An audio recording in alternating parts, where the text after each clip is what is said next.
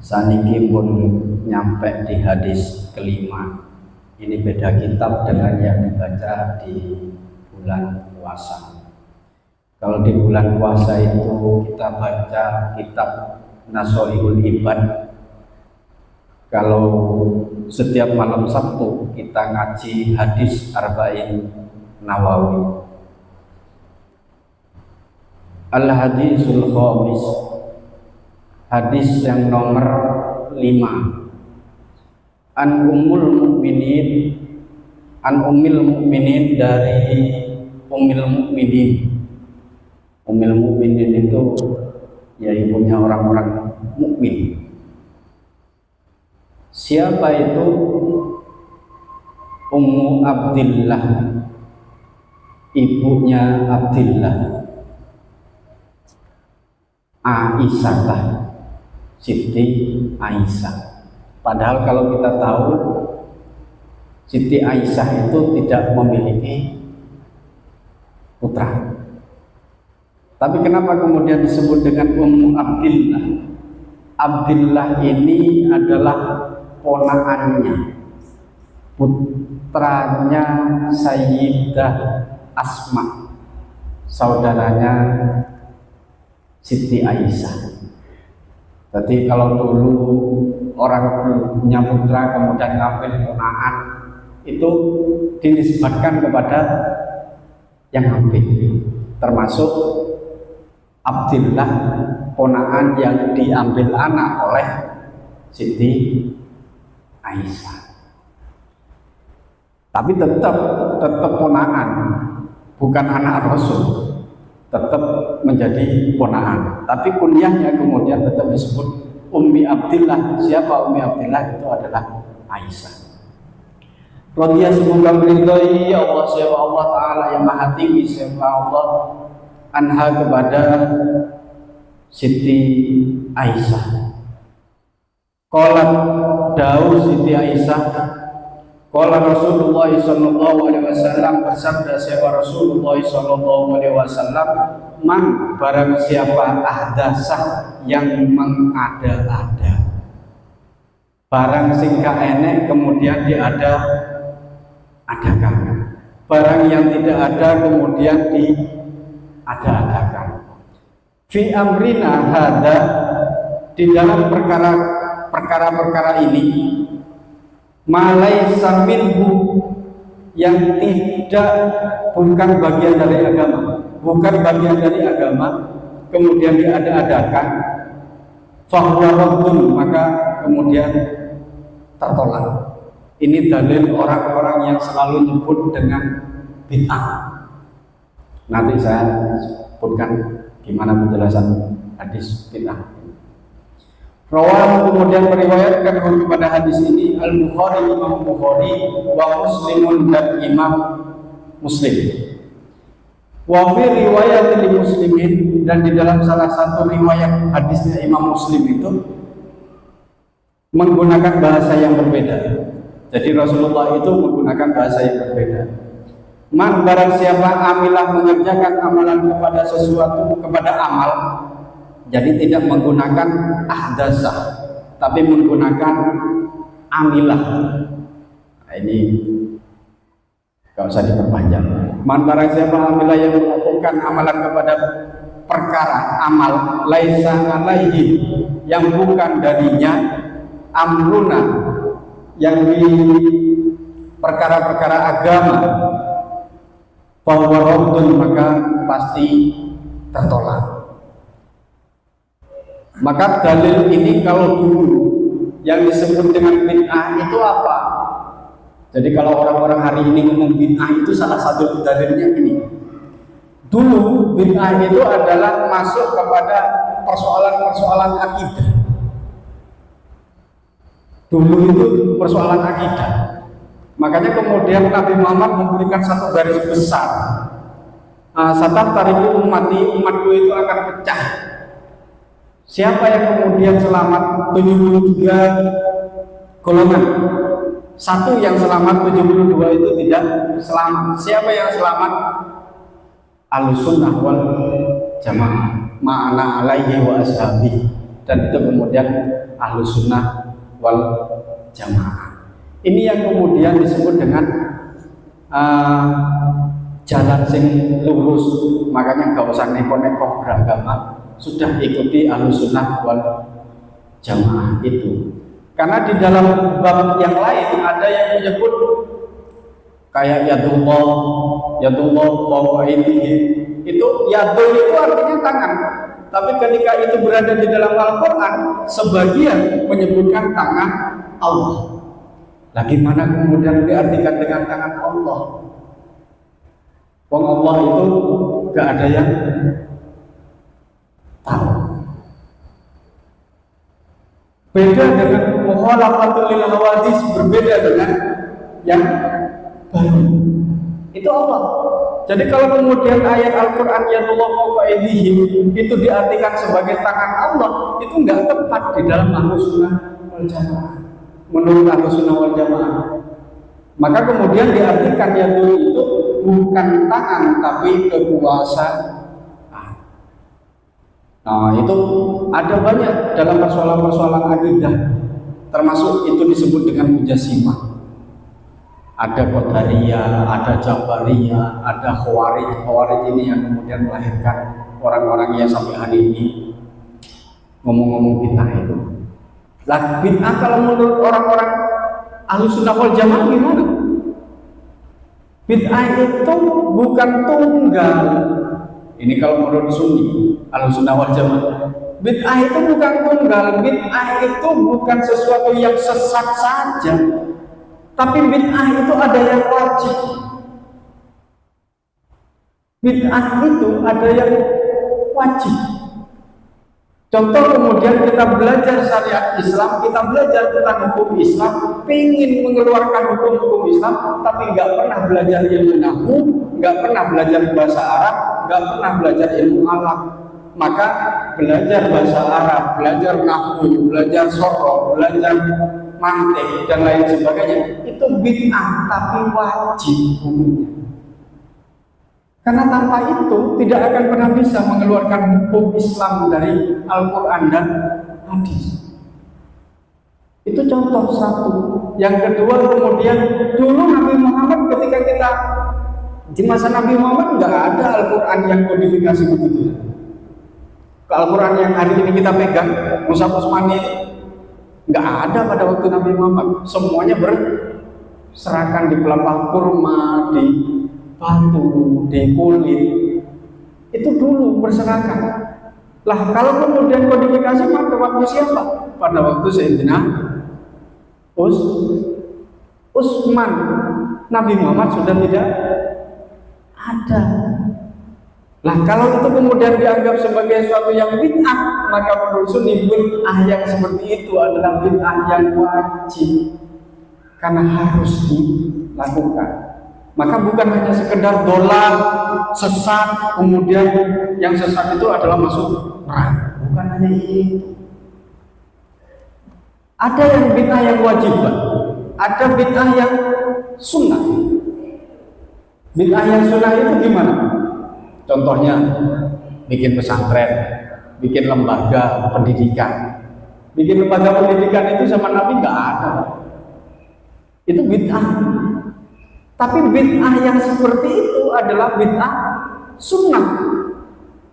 Karena dengan munculnya lembaga pendidikan, kemudian orang-orang belajar di sana, orang-orang menuntut ilmu di sana, sehingga kemudian muncullah wawasan-wawasan kebangsaan dan wawasan keislaman, sehingga kemudian menjadi orang yang beragama lebih baik. Itu bid'ah. Nah, ada bid'ah yang makruh. Bid'ah yang makruh itu bagaimana? Bid'ah yang dibenci. Ini menurut Sunni. Kayak masjid. Masjid itu kalau sampai lihat masjid-masjid yang bagus itu hampir semuanya kaligrafi, dihias. Itu bid'ah. Hiasan-hiasan yang model seperti itu dalam masjid. Karena pada waktu Nabi itu tidak ada hiasan-hiasan seperti itu. Bahkan Masjid Nabawi hari ini itu hiasan yang luar biasa banget. Dan itu makruh. Itu makruh. Bisa-bisa kalau kemudian itu menjadi sesuatu yang haram kalau orang-orang di sekitarnya selalu membanggakan masjidnya lebih baik daripada masjid yang lain. Itu bid'ah. Makanya kalau kita ngomong bid'ah di ketataran Sunni, itu tunggu dulu. Tidak semua bid'ah itu adalah sesat. Lah orang yang selalu mengartikan bahwa bid'ah itu hanya satu macam, bid'ah itu sesat, bid'ah itu pasti masuk neraka, itu ngajinya baru nyampe di sana. Ngajinya baru satu bid'ah, kemudian di bid'ah. Nah, coba sekarang kalau kita ngomong bid'ah itu banyak, Pak. Kalau kita ambil garis besar, bid'ah secara fisik. Secara fisik, masjid kita yang modelnya seperti ini saja itu tidak ada pada zaman Nabi. Keramikan pakai marmer begini ada zaman Nabi? Tidak. Di zaman Nabi pakai HP enggak? Handphone pakai? Tidak, Pak. Tidak pakai. Lah orang yang ngomong bid'ahkan, selalu membid'ahkan orang lain itu, dia pegang HP, punya sepeda motor, rumahnya bagus, keramikan, tembok, itu selalu membid'ahkan Nabi, nggak pernah ngaca bahwa dirinya penuh dengan kebid'ahan. Makanya kalau dalam satu makalah kemudian disebutkan Al-Islamu sholihun li kulli zaman wal makan, itu Islam itu harus mengikuti kepada sebuah perkembangan zaman. Islam itu sesuai dengan perkotaan, sesuai di pedesaan, sesuai zaman dulu Islam juga sesuai, zaman yang akan datang pun juga sesuai. Itu Islam. Maka kemudian Islam itu selalu beradaptasi dengan kondisi dan zaman. Saya itu kadang heran kalau kemudian lihat handphone di sana itu banyak yang membid'ahkan tapi posting di HP. Oh, yang dipakai loh bid'ah. Kan aneh. Kalau mau meniru Nabi Muhammad sekalian, tapi adakah kemudian yang meniru Nabi Muhammad sampai hari ini? Rumahnya nggak ada keramik, cuman ukurannya berapa kali berapa, itu pun juga pakai gedek. Kalau ke jalan-jalan ya pakai unta, jangan pakai sepeda motor. Ini yang kemudian kelemahan-kelemahan sebagian dari orang Islam. Kita ngomong sesuatu yang tidak pernah kita lakukan sendiri. Ini kelemahan terbesar. Banyak orang-orang yang selalu berdakwah kepada orang lain, tapi melakukannya itu susah. Dirinya sendiri nggak pernah melakukan. Padahal ancamannya luar biasa. Orang yang selalu mengatakan sesuatu, tapi nggak pernah melakukan dirinya. Ngomong nyuruh orang untuk selalu tahajud, tapi dirinya nggak pernah tahajud. Apa yang pantas? Itu yang kemudian bainal kufri wal mu'min, itu adalah antara lisan dan perbuatan. Kalau lisannya A, perbuatannya juga harus A.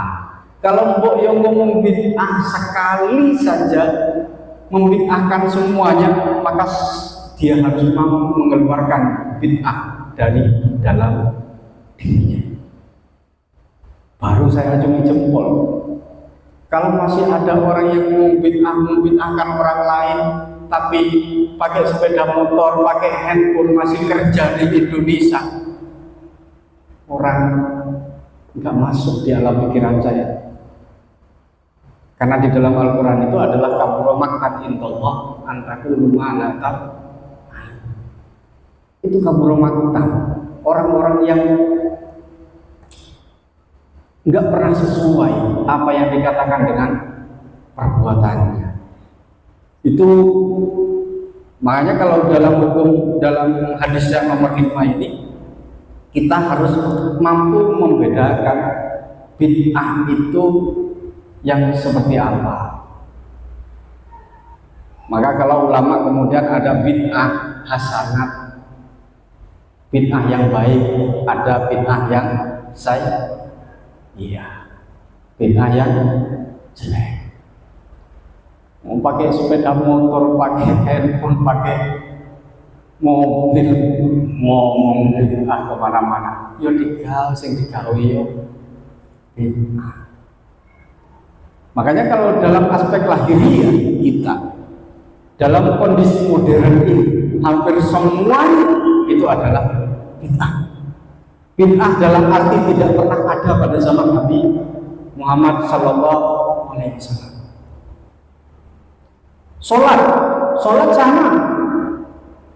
Sholat sama, tapi ketika merumuskan mana yang rukun dan mana yang syarat, itu adalah ulama. Ini yang membedakan.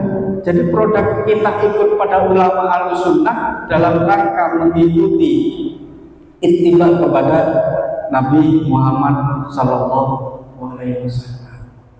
Itu yang paling selamat. Jangan-jangan ini banyak orang hari ini nggak pernah tahu nahwu, nggak pernah tahu sorof, nggak pernah tahu balaghah, nggak pernah tahu alat-alat ilmu alat dalam mempelajari hukum Islam. Tahunya cuma satu. Apa yang satu itu? Hafal Al-Quran. Ngafalin Al-Quran, maka banyak orang-orang hari ini gandrung ngafal Al-Quran. Bukan nggak baik, itu baik.